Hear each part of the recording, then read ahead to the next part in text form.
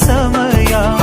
ಮಂಗಲ ಸೂತ್ರದಿ ಬಾಳಿನ ಪಟವು ಬಾಣಿಗೆ ಏರುವ ಪಯಣದ ಸಮಯ.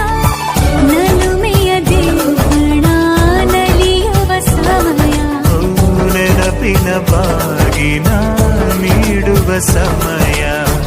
ಅಗ್ನಿ ಸಾಕ್ಷಿಯಲ್ಲೀಗ ಅಂತರಂಗ ಮಿಲನ.